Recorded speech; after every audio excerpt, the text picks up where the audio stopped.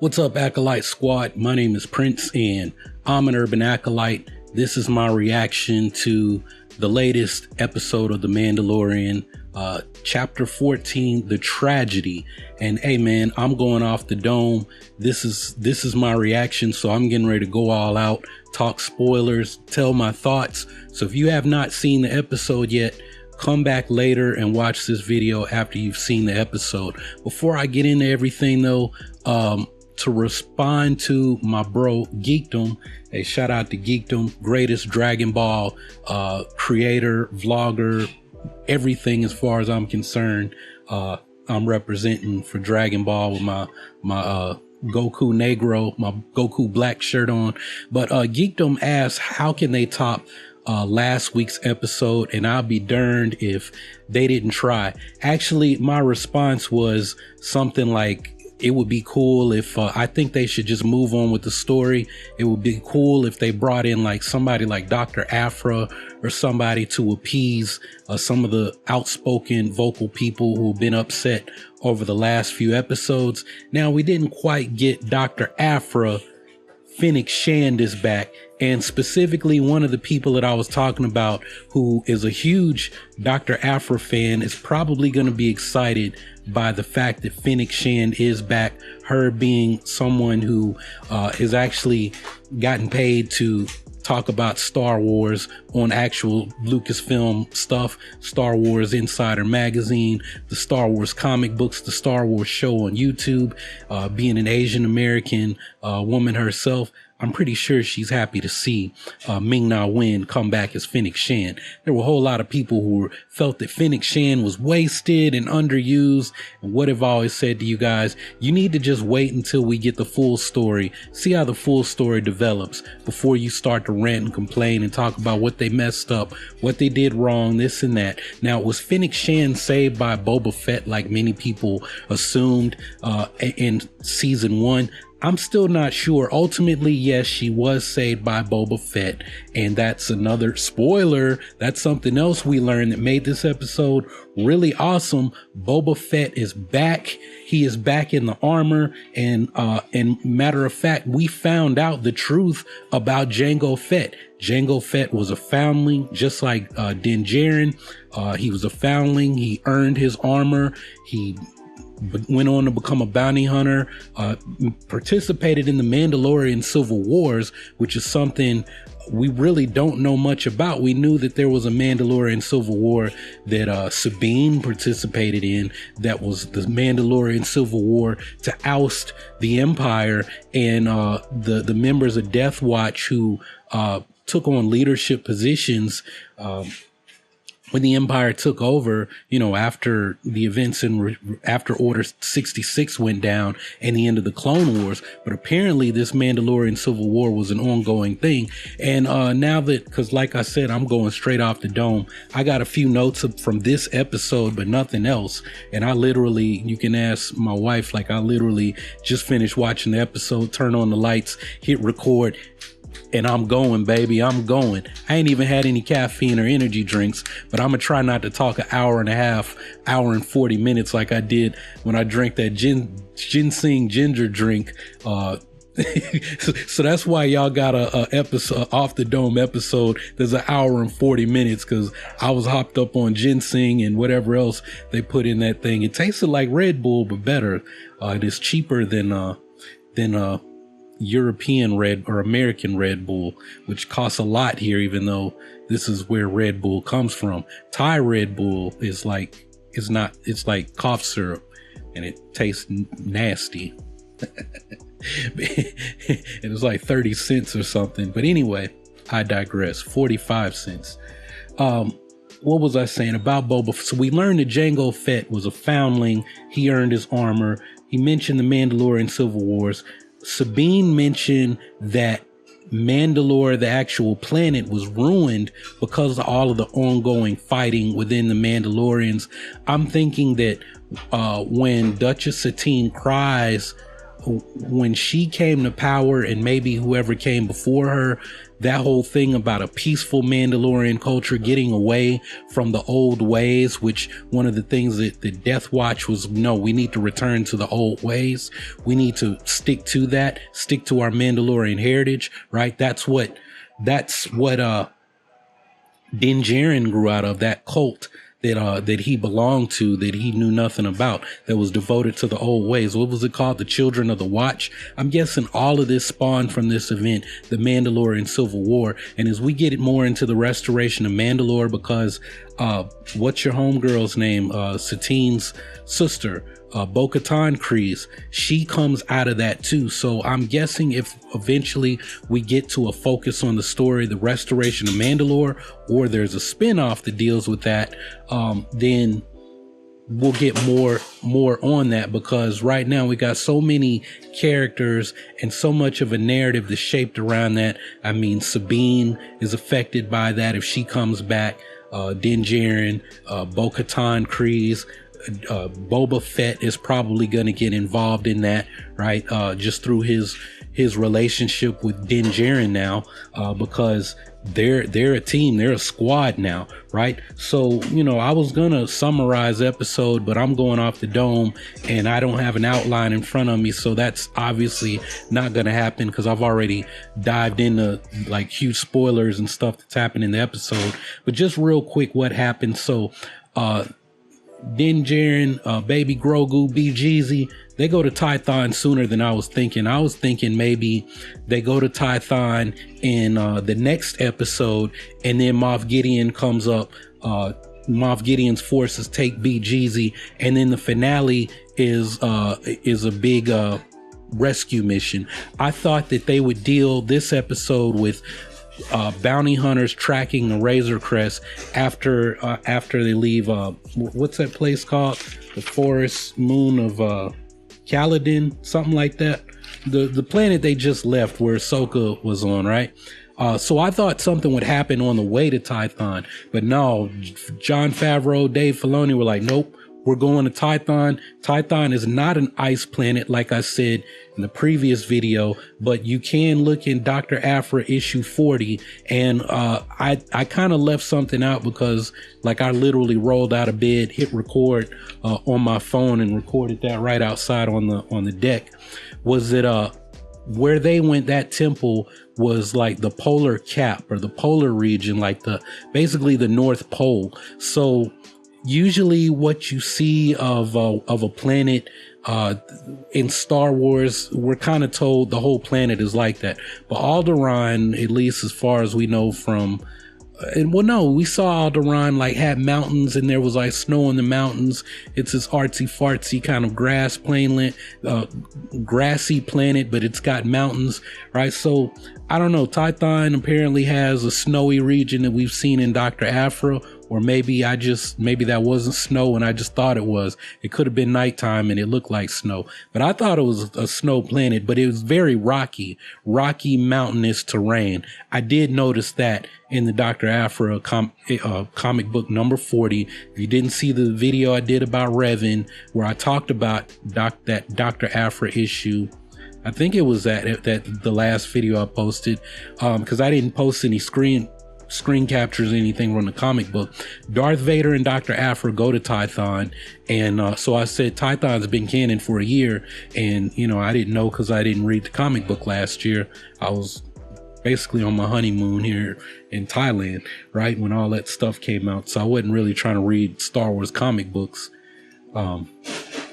I'll let you figure out why. We're gonna keep it family friendly today. But Tython kind of reminded me of like Tucson, Arizona, right?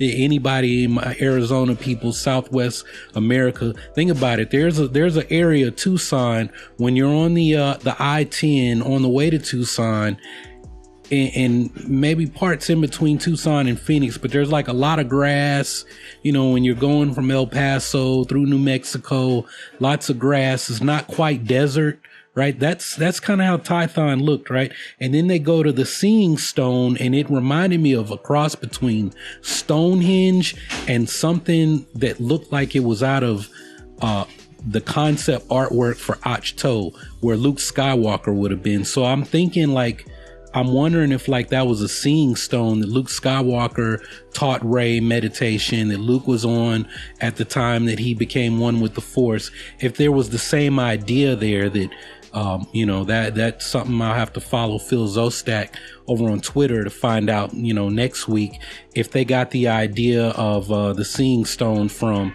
The Last Jedi. So shout out to everybody who said we should just forget about the sequel saga, because look, it's all the same timeline, right? It's all one big story, and you can pick and choose what parts you like, but it doesn't change the fact that that's part of the story. We just have to deal with it and move on. And like I said, Dave Filoni is going to tell his Filoni verse in parallel, just like they did with the Clone Wars, right? And 10 years, 20 years down the line, we're going to go back and we're going to be looking at the sequel saga in a different way. And this Mandalorian episode the Mandalorian series may play a part in how we look at things differently, not even 10, maybe 5 years from now, right? Because in Filoni, I trust when it comes to telling good Star Wars stories that many people will enjoy and come to love, because he did it with the prequels. I was done with Star Wars after the prequels. I thought Revenge of the Sith was stupid. I thought Anakin was the biggest moron ever, and the Clone Wars changed all of that.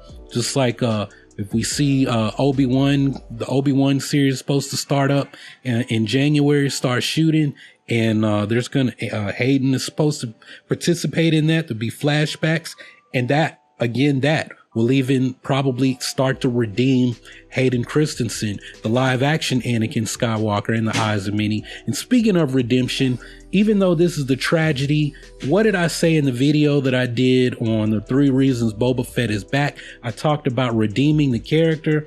I thought Boba Fett was the dumbest thing. I couldn't understand why anybody liked Boba Fett, but Boba Fett showed out.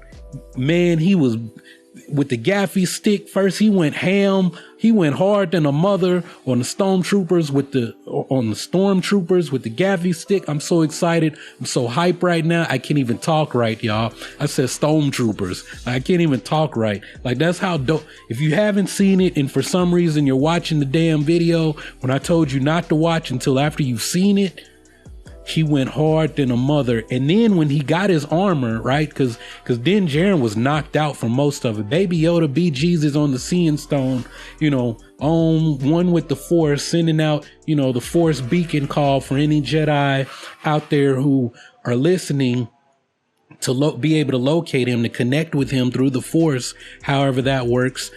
Some of the world between worlds magic, even though I'm not saying that's literally what's going to happen, but I'm just saying that that's through the Force. That's how that connection is happening, through the nether regions of the Force that we don't see, that they might not even know about, but that's kind of how it works outside of space and time. Thank you, Dave Filoni.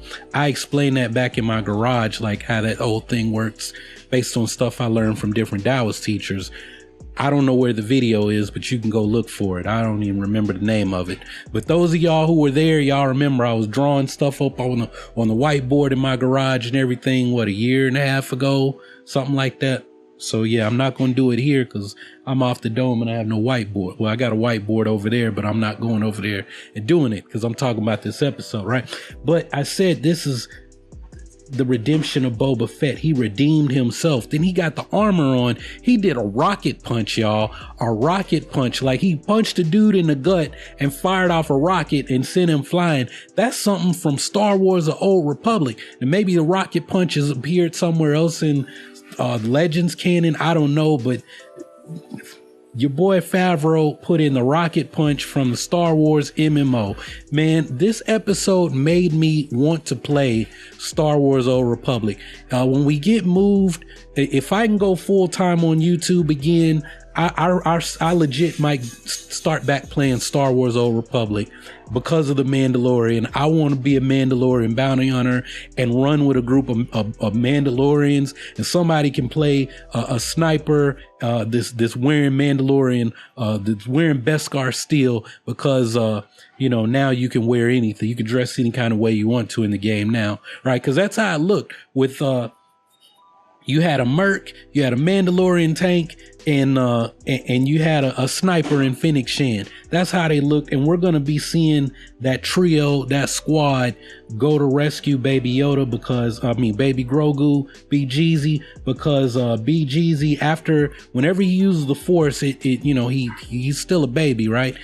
He gets physically exhausted. He passed out, and Moff Gideon was like, "Yo, man, send in the Dark Troopers. Send in the Dark Troopers." Now I'm wondering, are the Dark Troopers similar to those droids that Thrawn was sparring with, that Thrawn was fighting with? I know the Dark Troopers are something from Legends. I think the Kyle Katarn Jedi Outcast games. I don't know. I never played that game to the point where Kyle Katarn got the Force. I played it for maybe 2-3 hours and never played it again, because that's just how I do, right? But he sent them in after this big fight with the stormtroopers, and they retreat. Boba Fett blows up the ship on the escape, and we're like, okay. And I'm thinking Moff Gideon is gonna get this baby some kind of way. He sends in the Dark Troopers. They go in, they scoop up BGZ, and they like, "Peace out, we holler at you." They back, and then Boba Fett follows him in Slave One, and he's like, "It can't be. The Empire's back. The Empire's back," right? The Empire is back. Moff Gideon's forces, they got BGZ. Then we get to the little epilogue of the episode. We got Grogu in his cell, and I really want to cuss, because that's exactly what was happening. He's force choking, force shoving. He's effing up these stormtroopers with the Force, right? But what did I just say? He gets physically exhausted when he uses the Force, and that's what happened. Baby go night, and we got some dark saber action. Moff Gideon showed him the dark saber. Was like, "Oh, when's the last time you seen one of these, huh?" And then they stun BGZ, and he's out. They're like, "Hey man, get Dr. Pershing out here. We got the test subject." And yeah, so it was a dope episode, man. There's no way you can top Ahsoka Tano and the response that she got. But as far as progressing the story forward, I've been telling y'all Moff Gideon is going to get his hands on BGZ, Baby Grogu, by the end of the season. And I always felt that the epilogue, because that's the way, the finale of chapter 1 or season 1 was Moff Gideon is about to get, at that time, Baby Yoda, Grogu, and we got to stop this from happening. The Din Djarin, the heroes win. This time he's really got him. I think that, he's got him. He's probably going to extract some of his blood. And now it's like, can we get him before they kill him? Yeah, that's graphic. We don't want to see. This is the big draw. This is the Baby Yoda show. It's the Mandalorian, but this is the Baby Yoda show. Are they going to be able to rescue the kid in time before they kill him? And then we still don't know what the heck Moff Gideon is doing. Does he work for Palpatine? What's up with these things that look like Snoke? Like, these mutants that he's created. What is his big, what is he after? We know he's the villain, but is he the real villain, right? Or is he just Kylo Ren, right? What is he trying to do? Who is he? How does he know everything, right? Because I have a feeling that, like, he said something to Grogu about, "Oh, you're getting good at that." Like, he's seen Grogu use the Force previously, which means he's got history with the child. Remember, the child's 50 years old. I don't know how old Moff Gideon is, but it doesn't matter. However long he's been employed by the Empire, how long has he been an ISP agent, now a Moff, and doing whatever it is he's doing. Did he have something to do with the child? Was the child taken from him and stashed away, and we're gonna hire a bounty hunter on a retrieval mission to get him back? What's the deal with this? Like, there's history there. So, it's like, at this point, I'm not even sure, like, what to think about him in that part of the story, but it's something that I feel like eventually, I hope the next 2 episodes, because I have a feeling it's going to be a part 1, part 2, the rescue of Grogu, right? First, we got to mount forces to do the rescue and then actually do it, right? So I won't be surprised if these are really long episodes, the final two, going into the finale. Well, it will be the finale, not going into the finale, but next week, probably a longer episode going into the finale. And then the actual finale, looks like Bill Burr's character, Miggs Mayfield, they're going to try to bring him back because, hey, man, they need more guns to deal with the Empire. And this will kind of be a redemption for Miggs Mayfield, as he was a former Imperial sharpshooter himself, right? Is Grief Karga going to play a part in this? If he has a ship, they need transportation. I know they got Slave One with Boba Fett and Fennec Shan, but if they're putting together this big crew, is there a way to reach out to other Mandalorians, or at least Bo-Katan? You know, how are they going to do this? And like I said, I'm really hoping this goes well for them, because, you know, the hints that Giancarlo Esposito dropped about, you know, before going into back in January when they were like still filming and everything else, and he's dropping Easter eggs and hints right and left. Like, we still haven't seen Moff Gideon do anything. So, you know, he's got the Darksabers. He gonna come through, and it's gonna be a big duel between him and Din Djarin. Who's gonna come out on top? Could he have an X factor that we don't know about? Does he have that special thing? Could he be one of the ones? Could he be Vader's heir? These are all things that Giancarlo Esposito said about his character. What I'm hinting at is, could he pull a rabbit out of his hat, literally, and he's got the Force and he's a student of the dark side all this time, and maybe he's trying to build up his own little army of dark side users to command? Because I really don't understand how he'd have Force sensitive soldiers and he not have the Force. But I don't know, maybe he's got just that charisma. Like I said, Thrawn, he could be kind of another type of Thrawn type character, where it's like, I'm always a step ahead of everyone else, and I've got this way of going about conducting business that no one else can kind of figure out until somebody eventually does outsmart me. And in the case of Thrawn and Ezra Bridger, but in a way, Ezra Bridger kind of played into Thrawn's hands, because as far as the thing that Thrawn needed, yes, he wanted the Empire's firepower to help with the Grisk, but he's got an Imperial starship. He's got a Jedi to assist him with. He's got enough, right? He's got resources in the Empire still.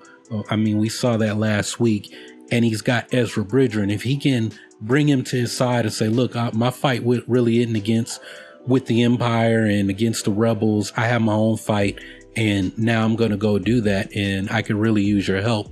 Who knows? So I don't know, but we still just don't know what Moff Gideon is up to, what his intentions are, what he's trying to do. There was one more thing that I wanted to, and it wasn't a big, I know what it was. This really could be its own separate video, and it plays back on the other video. I think that was the really long one about who's going to train baby Grogu.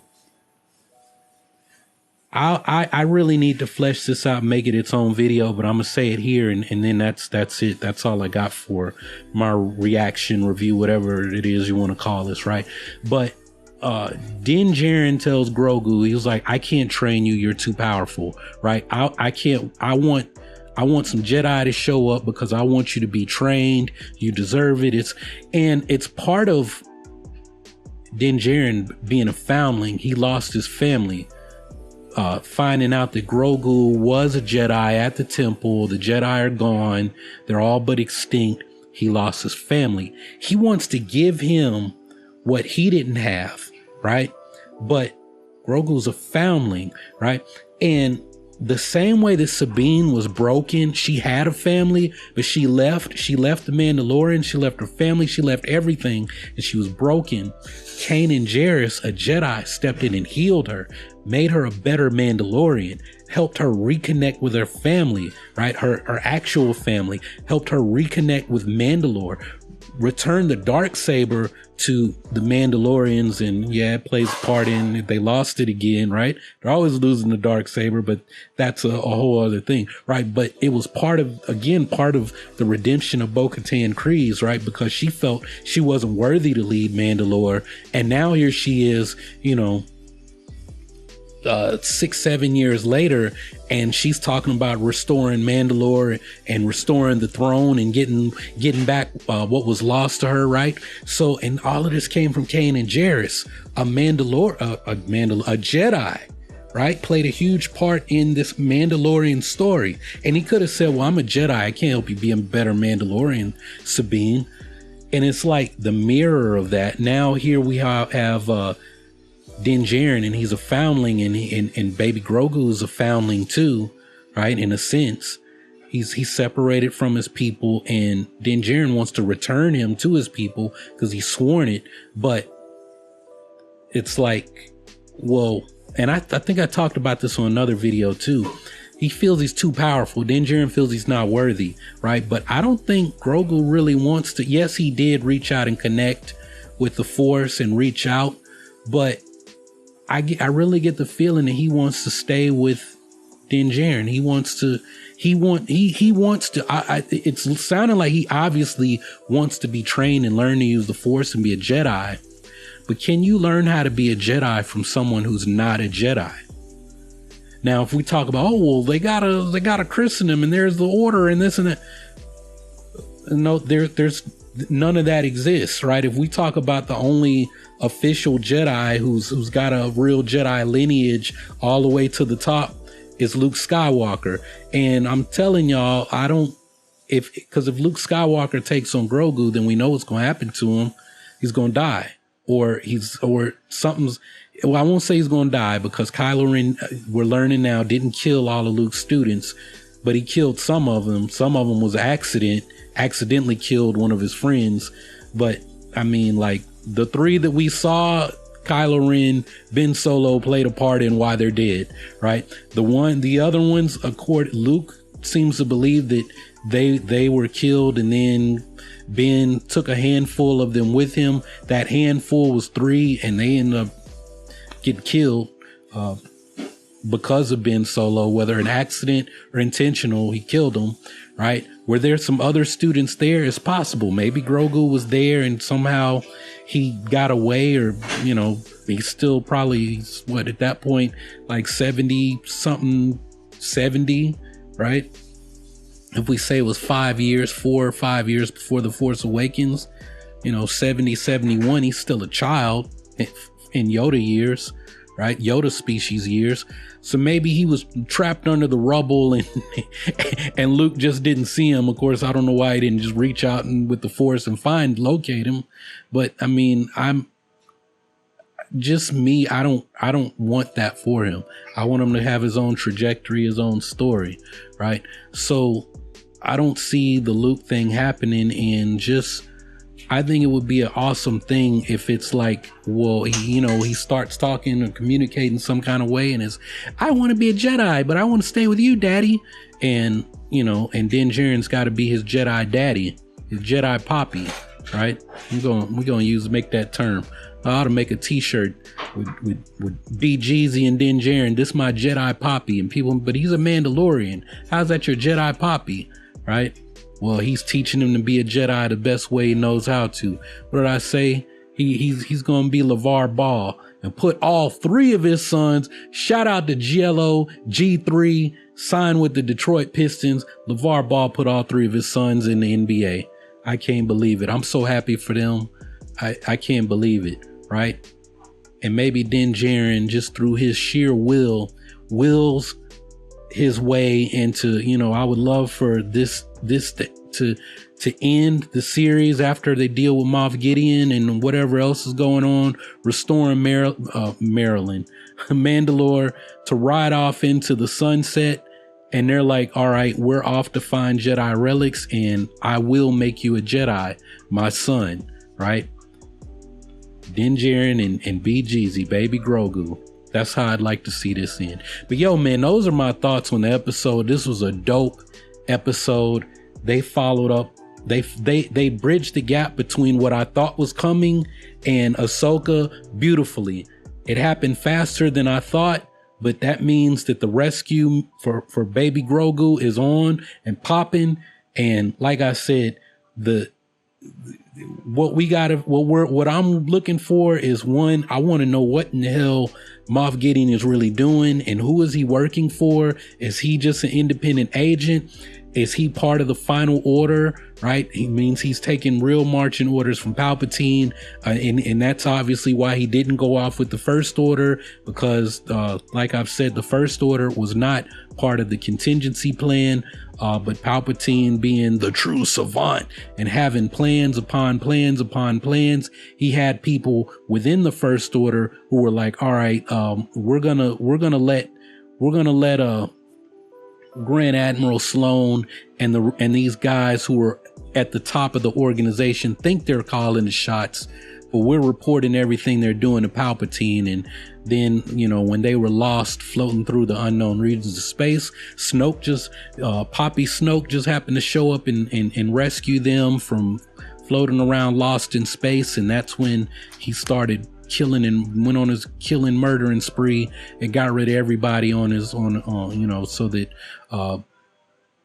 Palpatine could actually be running the First Order, right, as he built up the final order there on Exegol, right? So I know some people know we need to keep this totally separate, but man, Palpatine, like I said, has got plans upon plans upon plans upon plans, and he could be calling the shots and controlling Moff Gideon. And I think it would be really cool if in some way, shape, or form Moff Gideon thinks he's running things and serving his daddy Palpatine, and he's under the impression he's going to be Palpatine's next apprentice to carry out Palpatine's plans, which would make him in a way Vader's heir, like Giancarlo Esposito said. And then we just find out that he's a pawn in a bigger plan, and he's expendable at the end, right? After he's built all his hubris will become his undoing, right? So those are my thoughts on the episode, y'all. It was a dope episode. If you've seen it, or you wait to watch this after you've seen it, let me know your thoughts in the comments below. And I'll be checking back to see what you all have to say. And that's all I got for this one. So thanks for watching. Thanks for hanging out. Thanks for the support. Real big ups on the support. I'm seeing a resurgence of the numbers, the views, everything is up.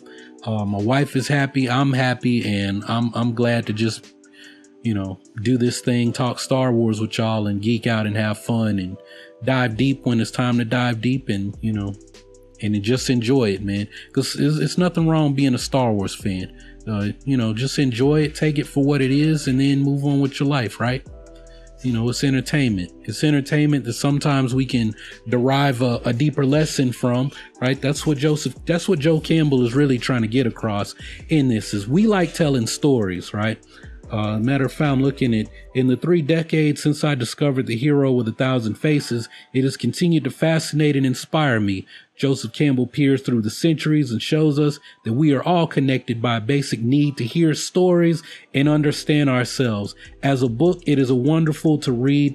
It is wonderful to read as illumination into the human condition. It is a revelation. Who said that? George Lucas, the guy who created this that we're talking about. And what did he say again? It teaches us that we are all connected by a basic need to hear stories and understand ourselves. And that's essentially, we want to hear stories about Star Wars. And then I want to tell you how you can use those stories, how you can look at the story a different way in order to understand yourself.